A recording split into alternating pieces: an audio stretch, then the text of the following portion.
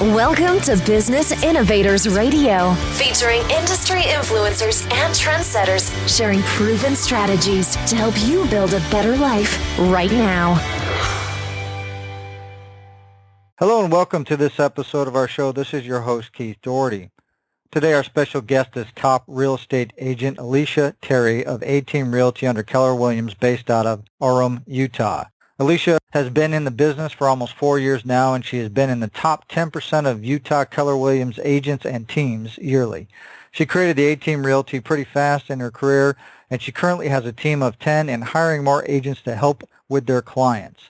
Their goal this year is reaching $35 million in sales, and they love doing all aspects of real estate from listings, buyers, luxury, new construction, custom homes, and land development. She loves what she does, and helping others and fellow realtors along the way is her reward. Her awards and recognitions include Rookie of the Year 2013, Realtor in Excellence 2014, Keller Williams Cares Chairman 2014, Keller Williams Preferred Vendor Chairman 2015, and she has been nominated in Top Agent Magazine April 2016. Her closed transactions include 58 closed and $7 million sold in 2013, 110 closed and $21 million sold in 2014, as well as 122 closed and $28 million sold in 2015. All right, with all that said, Alicia, welcome to the show. Thank you for having me. Alicia, if we could start with what led you into real estate? Was it something that you always knew you wanted to do, or did you maybe stumble into it? No, I always kind of knew I wanted to do it. I used to run a construction company for 10 years, so I already had a lot of the builder and, I guess, custom designing and that kind of stuff, so I loved. I used to drive my family crazy with, like, HGTV and all of that kind of stuff, and so I started taking the classes and was just going to do it part-time, and my construction company I was running, they kind of got jealous and gave me an ultimatum, which is honestly the worst thing to do for me because that made it a really easy decision. They told me to quit school, and I said, I quit you. So, and jumped right in full-time, and that's where it started from there. Yeah, I didn't expect to do it full-time immediately, but I kind of am glad I did it that way.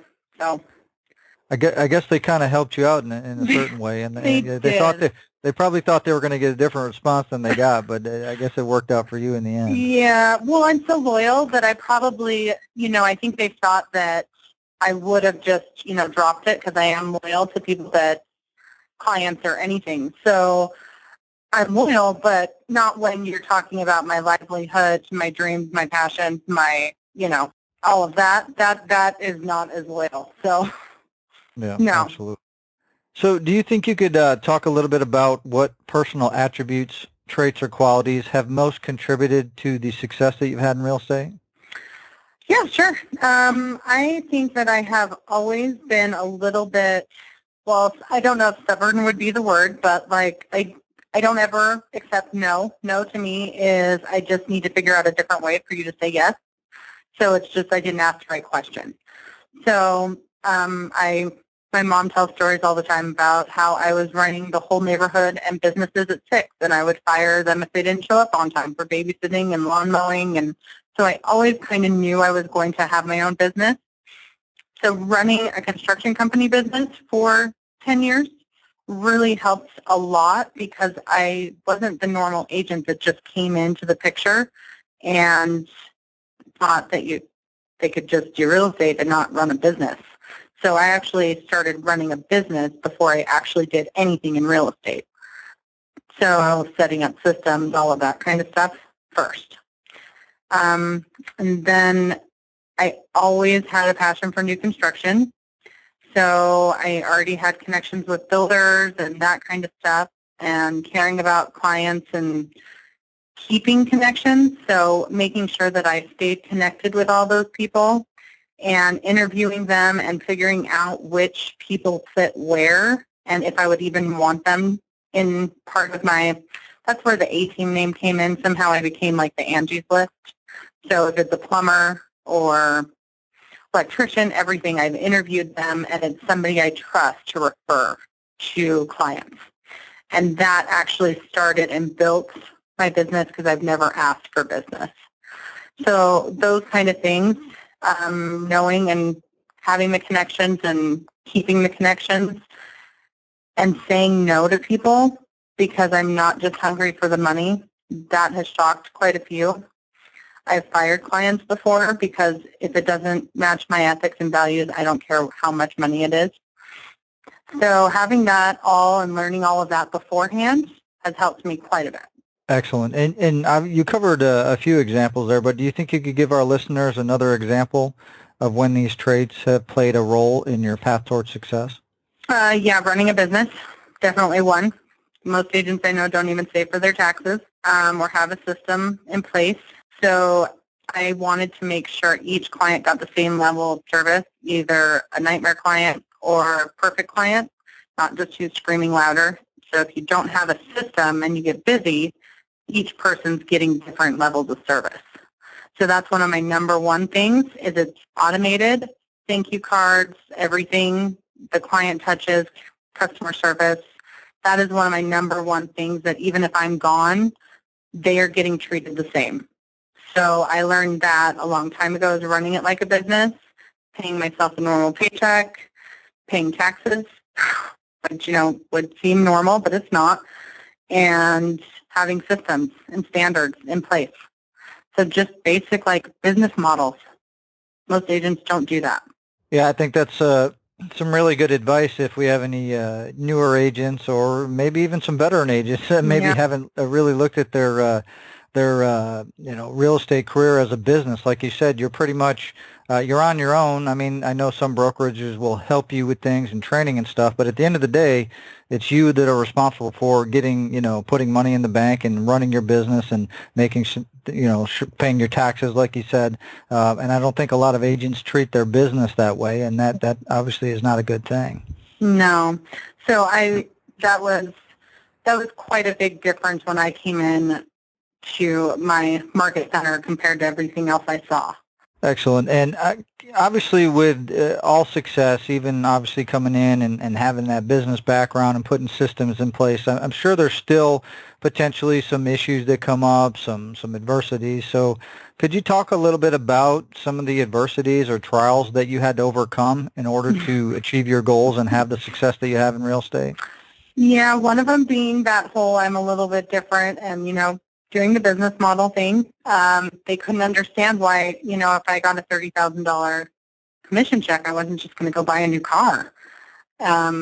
So I was always put on the spot, I guess, for not being like that because realtors are known for being flashy around and some places or areas, I guess. And me, I have it split out on like a spreadsheet where it's, this goes to taxes, this goes to savings, and that's how I lived my life, and I still do. So growing pains there was pretty much my vision and dream, I thought as a 20-lane highway is what they call it in Keller Williams, as a brand new agent, 6 months in, and I'm planning systems that are for million-dollar companies. So talk about a little bit of pushback. Yeah, they thought I was a little cuckoo. So hiring my first assistant before I even had my first closing because I knew I had just taken on a subdivision and I knew the climb of the roller coaster, like when you're climbing up, if I'm not prepared at the top and I start coming down, I'm just going to die. The customer service is gone and you don't just keep going with momentum. So that was a big one. Being a woman in a man's world, that's fun. Always proving myself, and because I do land development and dealing with farmers and ornery old men and all that kind of stuff. And I did that in my last job, but it was just a different group. So it was like I was starting all over again with that. So that was great. But honestly, if it wasn't competitive, if it wasn't hard, I would have been bored. So I'm glad that people pushed back on me and told me, you're crazy, because then that gives me ambition to prove to them that they're wrong. Or training. I took 6 months of training when everybody was telling me, you just need to go hit the streets. Like, you need to go beg for business. I don't beg for business. Instead of like begging for business and hitting the streets, that's what I went and interviewed. I went and interviewed anyone you can think of to see if they would meet my standards to be referred to a client. And I built that vendor list. And that was another one of like getting pointed out that I was crazy. But that vendor list, those people respected me more because I never asked for business, that they sent me more business in the first year, 2 years, and still to this day.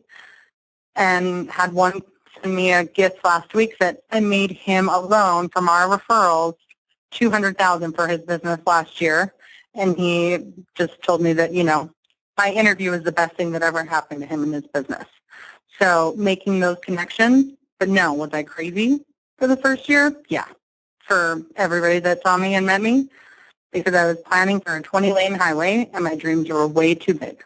No, I think that's great. What you said, though, is you were looked at crazy because you weren't in the box, right? You weren't playing by the rules that were established, and everybody's looking at you like, all right, this is not how you build a business. You're not doing it right. Yeah. But you laid that foundation of obviously success, and obviously as you continue to build, you've been able to have that success because of the foundation you put down. Yeah, definitely need a foundation. It's just like a house. You have to have the good foundation.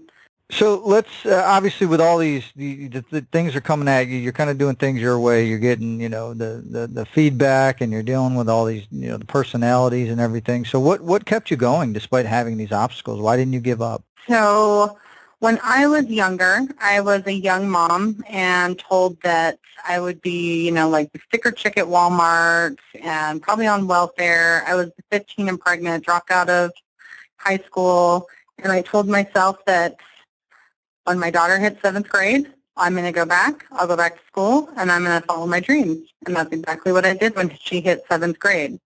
And helping women and teenagers is a huge part. That's why I have mostly women on my team. I help rewrite their stories. And when I say rewrite their stories, we all have stuff that hits us in our life. And a lot of us can take that. And I could have easily done 15 and pregnant and then, 5 more kids on welfare and use that as my story. Or I could use that as ambition and motivation to do whatever I want and to be my motivating factor of why I get up every day. So I help women that are in the same kind of boat, and I change them, single moms. It doesn't matter if they're single moms, married, whatever. I change their point of view, their mindset, and we do a lot of trainings and classes and all of that kind of stuff. And getting them to see that they're able to make $100,000 a year. It doesn't matter what, if they were abused or hurt or whatever it is and told they could never do it. I will help them, and that is my goal, and that is, it's not just about me waking up and doing it every day. It's about my whole team and everybody we help. Because even clients come to us, that they're abused wives, and they know we help women, or they're teenagers. I've taken teenagers. I had to move into a bigger house just so I could have room for a whole teenager wing. So when teenagers are kicked out, I can take them in, and my daughter just attracts them, and then we get them grants, get them good grades, and I actually have 2 graduations this week for them, for 2 of them. And then they move out and move on to the next one. That's what keeps me going every day, is how many women can I help before I die? That's really great that you're using your platform of success and your history of what you've walked through to empower other people that are in the same situation or something similar, and to be able to raise them up and giving them that new mindset and the reality that you don't have to accept the role that you have right now, but there is a choice, and you are worth something, and you have value, and you can do whatever you want. So I think that's awesome that you do that to give back. Well, thank you. And we love that it rubs off on clients and they feel like family, or like we were their therapist, or we get the crying and missing and hugging at closing. And that's exactly what I want. And so I guess looking forward, what's your vision for your career and your business over the next 5 years? Helping some more women, but we'll probably be expanding to Santa Monica. It's kind of my runaway getaway place. And so I have a lot of family in California. My lenders work in California already. So I figured, if I'm going and getting a place there all the time and we take the girls on retreats all the time, we might as well have a house there so that we can go retreat there and open up a place. We'll open up an ATeam there, and our systems that I've created easily can be managed here, and everything can be done there exactly the same as if they were working out of this office. So expanding to Santa Monica and growing a little bit more. I need some more sales agents. We're getting too big. I need some more listing agents so that I can focus on, each person focuses on their happy place, their specialty, not what they don't like to do. So kind of finding that more balance where we're always kind of going through a growing pain because we grow so fast. I want to be able to fill those gaps in so that everybody feels like they have a balance, especially expanding to Santa Monica. So then everybody would be so sad, if they had to go train for a month in Santa Monica, and stay at the house. So they're all already talking about that one because that was our goals we set in January. So that's probably what we're going to be working on for the next few years. And that, I think, will find us some good balance. Constantly Excellent. growing. I couldn't tell you how big we're going to be. We definitely want to, take over Utah eventually, but That's a lofty goal for you. We're going to take over Utah. But yes, that's great. Now, I guess kind of on top of that, Alicia, what do you feel the best way that you market yourself and I guess in your team as real estate professionals so you can have continual growth? So we're constantly in trainings. I do a lot of training and teaching as well for new agents, for the Realtor board, all that kind of stuff. But one of our biggest goals is what ATeam stands for, and we have a big, huge sign, is all of us, all together, everyone achieves more. So us working together, and we portray that to any agent we're working with. It doesn't matter. We're teaching them as we go. We always are raising the bar and wanting to do that. So agents refer people to us. So I get referrals from agents all the time when they're like, they need this and I'm not good at that. Can I just refer it over to you? So I say it's playing nice in the sandbox. It's a sales atmosphere, but I want them all to be my best friend. We might negotiate against each other, but that's a huge part of my marketing is we kind of pull everybody in to be family. The women, helping women and teenagers, we do a lot of charity and that kind of stuff. So that is a huge piece of our marketing. But we don't ask for business. I don't ask for business. I never have. We do market online with like websites. We have Facebook, Twitter, all of that kind of stuff. But with more with positive information or tips, it's always coming from a place of contribution. So even like FSBOs, when some people are calling and trying to convert them, we're handing them a packet of tips of how they can sell their house better. If for some reason they need help with anything or have a question, call us and we'll figure out a way to help you. It's never that pushy trying to close on them. I don't believe in that. I believe in coming from a place of contribution, and they feel that, and then they come back. And even if they don't come back, they refer us to somebody else. So that's pretty much how I've marketed for 4 years. Or interviewing my vendors, same thing. I don't let my clients deal with anybody that I wouldn't have at my own house. So, yeah, we're not the normal group, and that's okay. I would rather not be normal. So. Yes, I think you've proven that time and time again. But that's good. You stand out from the crowd and you do things your way. And obviously it doesn't matter if it's traditional, it works and it's effective. Yeah. And that's what I guess matters at the end of the day. And you're happy. And, that's exactly how you want to run things. Yeah. So I think when it comes to real estate agents, from a market perception, from a consumer perception, sometimes they're looked at a lot differently. There's misconceptions, there's myths. So what do you think the biggest misconception or myth people have about working with a real estate agent is? One, that they have no value. So if they don't have a way of proving themselves, which if they don't know their numbers, their stats, if they don't have stuff to show why they can do it better than them doing it themselves, they aren't better than them doing them themselves. If they don't have a system that shows that, we can do it this way, here my average is 103% of list price because I do crazy marketing schemes that my team wants to shoot me for, but if it gets them $20,000 over and above, that is me thinking outside the box that a for sale by owner is not going to do. So I think I hear it a lot from my builders is I can build the house and get paid less than you for selling it for 5 minutes, and it's just, they used to say that, and now that I work with them, they see that it's not 5 minutes. They see the value behind it. They see that I'm sending birthday cards to the clients a year later or whatever it is. We have the misconception, and I honestly always have to fight this, that we real estate agents are flashy, that they don't really care. They throw a sign in the yard. They get overpaid, that they're not really doing anything.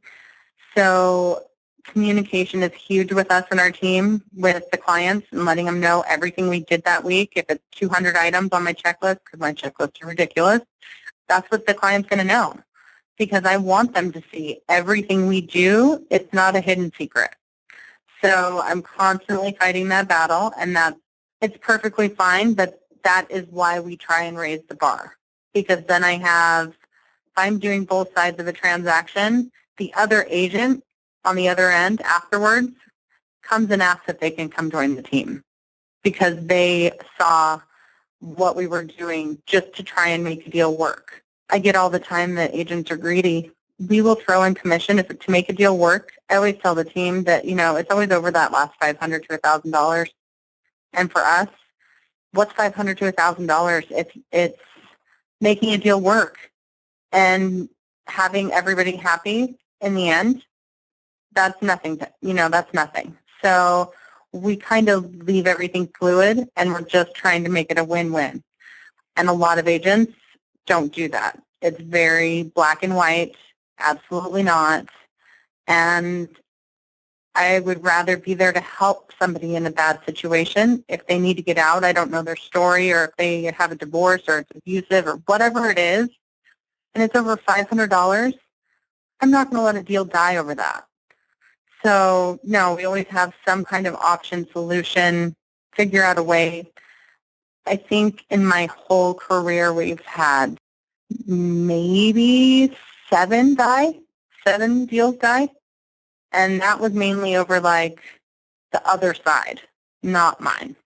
So I have less, leeway and structure over that side, but for the most part, our deals don't die. We'll make sure to make them go all the way through. Let's say you get a call from a family member or a friend, and they're in another state, and they want to sell their home. What advice would you give them about selecting an agent that could best serve their needs? Like you talk about serving your clients, and I understand obviously as an agent you have connections and you could check agents out and potentially do a referral to another agent, but from a general advice standpoint, what would you tell them to look for in selecting an agent? Well, we do have agents on our team in every single state because, of course, yes, I did interview for every state, and we stay in touch with them all the time. But if they're interviewing outside of that, I would definitely ask questions of are they on a team? Because if they don't have a team, I don't understand how the person selling your house can be also showing buyers and doing the paperwork and installing signs and doing the marketing and everybody being happy and taken care of. So I honestly, and that's my opinion, because I don't see how it is possible to do 110% for somebody if they're individual without losing their sanity or having something slip through the cracks. So I would always want a team. I'd want a team, and then you have somebody who is only focused on, say, your listing, or only focused on you buying, whatever it is. I definitely would want to know their statistics. I would want to know the past few clients that I could call and check in with. I'd want to know the price range they specialize in or the area. Some people just, it's their neighbor or their friend, and I just always ask them, are you doing a favor or is this a business decision? Because if you're doing a favor, you can't have expectations. So if you can't have expectations, then you're fine. But don't go in doing a favor and expecting to get your best result. So I make sure they know that, because I've had family in California and other places. Well, so-and-so down the road, they're an agent. It's just like a doctor. I'm going to research my doctor. I'm going to make sure that they had not gone to court. I'm going to make sure that they are the best in their field. I'm going to make sure I'm hiring the best person for the job. I'm not doing them a favor. I don't care if they're my neighbor. So that would probably be my advice is don't feel bad. People feel bad all the time because they didn't hire their brother, their mother, or whatever it is. This is the biggest purchase of your life. Interview them. Make sure they fit. It's kind of like dating. If you can't communicate and you can't have a good relationship, it's not going to be a good experience. All great advice for everybody to pay attention to. Now, Alicia, if somebody needs an agent or real estate services in the Salt Lake, Utah County area, what's the best way that they can find out more information about you and how you can help them? Well, they can always Google us and go to our website, ateamutah.com, or we have a team number that they can call, and it goes to a whole team directory of each department, and they can select on how to get to us, and that's 801-800-8686, and that goes to every single one, down to admin if they just want to ask a question, down to me, buyer's agents, client care, everything. So any aspect that they would ever need to, they can get to us that way. Excellent. Well, Alicia, obviously we want to thank you for taking time out of your schedule to come and share your real estate professional experience with our listeners. And if you want to learn more about Alicia, you can obviously visit her website. And actually below this interview, we'll have a link to her website and any other contact information that we have so you can connect and see if you guys would be a good fit to work together. So with all that said, everybody, until our next show, have a great day, and we'll talk to you soon. Thanks for listening to Business Innovators Radio. To hear all episodes featuring leading industry influencers and trendsetters, visit us online at businessinnovatorsradio.com today.